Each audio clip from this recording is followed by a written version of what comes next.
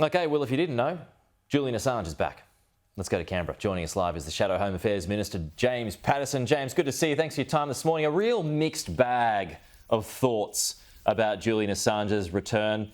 Depends who you ask, of course. Depends which country you're interviewing people. But how do you feel about his return this morning?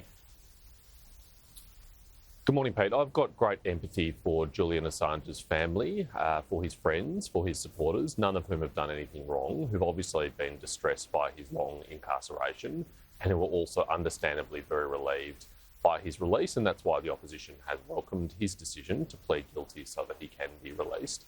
But I think it is a mistake, as some have done, including the Prime Minister, to make comparisons between Julian Assange and Cheng, Sean Turnell, Kylie Moore-Gilbert.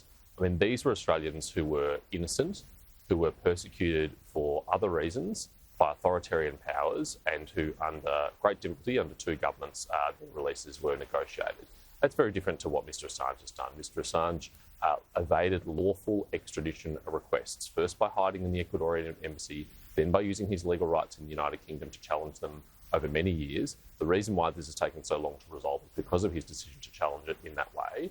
And he is now someone who's pled guilty to very serious national security offences, which are not just offences against the United States. They're offences against the Five Eyes intelligence gathering alliance, including Australia, because they put the sources of that alliance at grave risk. Is he a credible figure? Look, I don't really have a view on that. I mean, I think the Prime Minister's embrace of Mr Assange might not age very well once Mr Assange starts tweeting again and his contemporary political views are shared with the public again. I'm not sure all of his supporters will embrace him as enthusiastically as they have been. Yeah. Hey, James, there's some talk about him possibly seeking a pardon down the track, however unlikely that might be, bearing in mind that Joe Biden, he won't even do that to his own son. But how would you feel about that? Well, that's really a matter for the United States government if Mr Assange and his legal team seek that. The US Justice Department, I think, has shown quite a high degree of leniency already, given Mr Assange is now admitted to committing very serious national security offences. That's not the leniency that we've received from many authoritarian states towards Australian citizens. I think it reflects well on the United States as a rule of law, liberal democracy. Yeah. Hey, let's get to a bigger issue that's affecting more Australians this morning. Markets are now saying, James, there is a 67% chance of a rate hike in August. Now, Jim Chalmers, he says things zig and zag on the way down. It's not a straight line, but inflation has only gone up since December. So what, in your view, is driving this?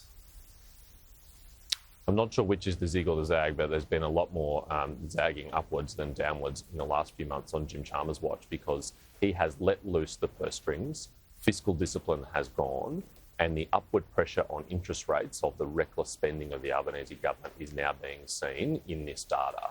And I think, unfortunately, there is a very real risk of A, interest rate rise, or maybe even two interest rate rises between now and the end of the year or early next year.